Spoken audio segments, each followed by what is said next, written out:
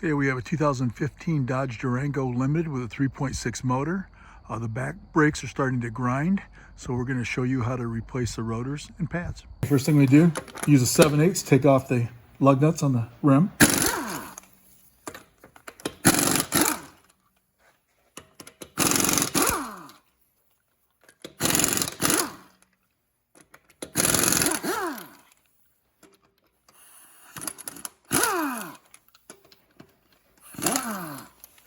Once we remove the tire, it's got these little caps on here to keep the moisture and stuff out. Sometimes you gotta use a screwdriver, just push it off like that. Get it going. Pull that off. Same thing on the bottom. Sometimes you can just use your fingernails. Okay, and now there's like a 10 Allen in there, or you can use, instead of a 10 Allen, you can use a 45 Torx, which works just as well. So it depends what you happen to have around the house. Okay, I'm gonna remove these, and depends which one you had. If you have this longer one like that, it will not work down here because of limited space. And if that's all you happen to have, you can take off the 18 that's here and the 18 that's here, and then take the whole caliper and the bracket off. But I got a shorter one like that, so I'm gonna use that. I think I have enough clearance. Yeah, like I said, I'm using a 45 Torx.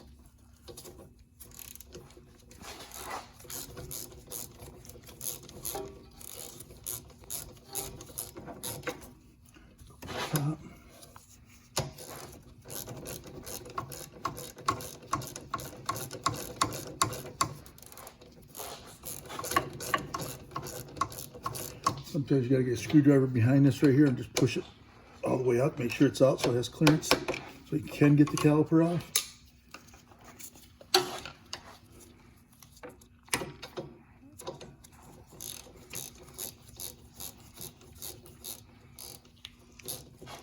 Same thing on the bottom.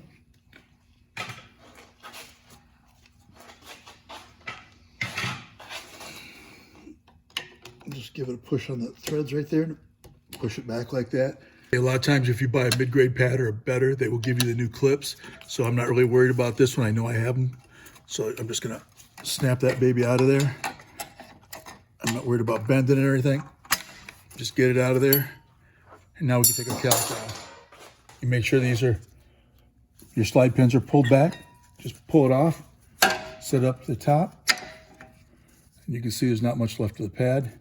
But the reason we're replacing this one is because the rotors were warped. So it's time to replace them. Now it's just got a single piston. We're gonna push that back nice and easy. Make sure it goes smooth, just like that, which it is.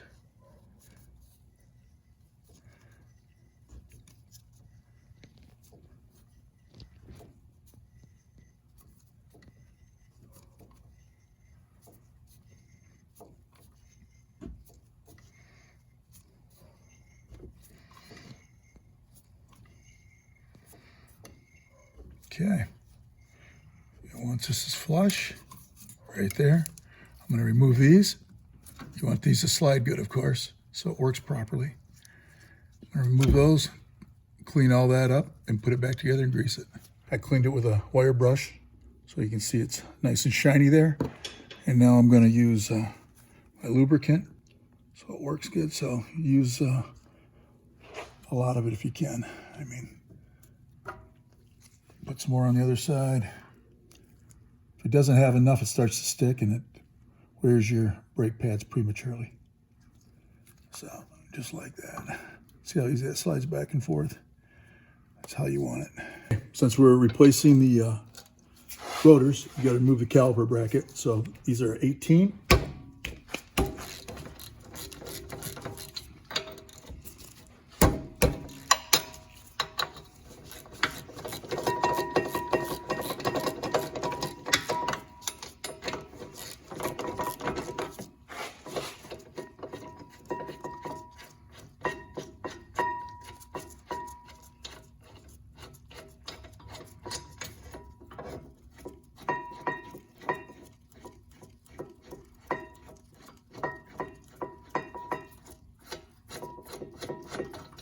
Okay, last thing we do is remove the rotor.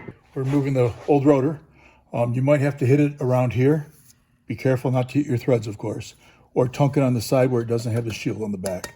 But sometimes they need a little persuasion coming off. We're going to use a mid-grade pad, which works well. And like I said, this one comes with a new spring, and we're going to spray up the back of those with the disc brake quiet stuff, help against squeaks.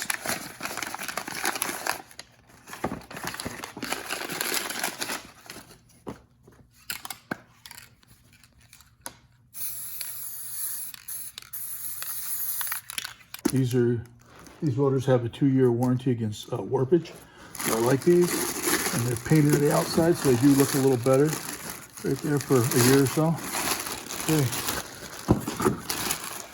Now these things, they're stored in a warehouse, so they have a nice film of oil or something on it to keep them from rusting, whatever they have to use. So you got to use brake cleaner on it to get that off. Flip it over like that.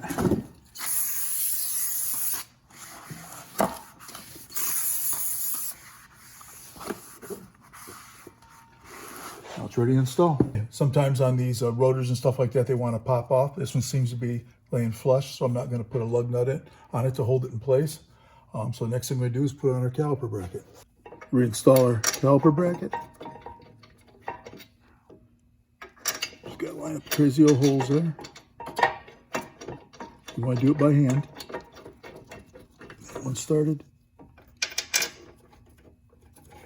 That one started. They're actually going really easy. We'll get our 18 and tighten it up.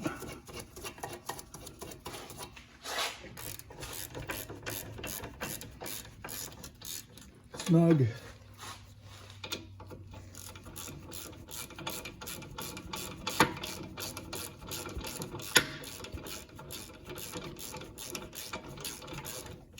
Okay. Tight.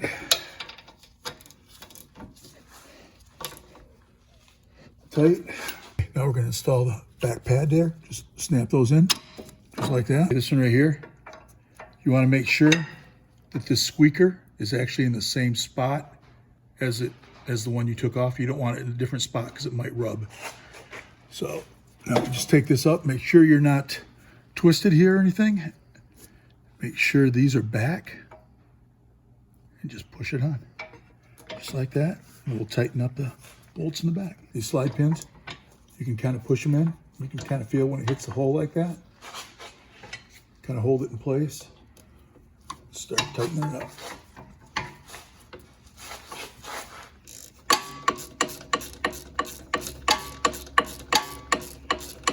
You can see it's going in. We're going to do the same thing on the bottom before this one's tight on top. Might have to just wiggle it just a little. This one had a little less clearance down here.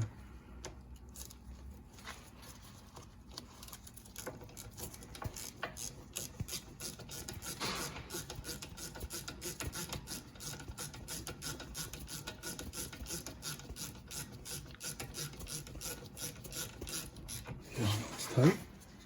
And we already lubed those up really good because we like them to work properly. Double check the top one.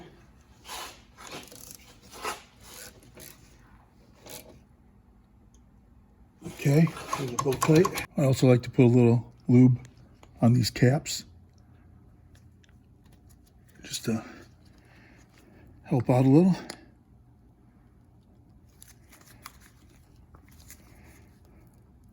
There we go. Okay.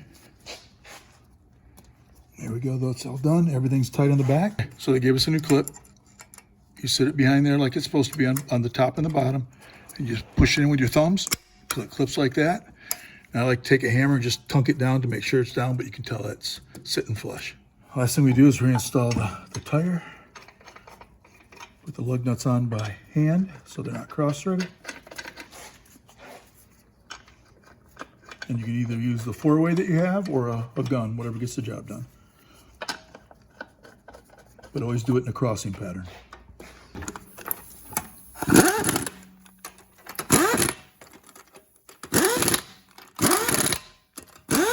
And we'll double check it one more time.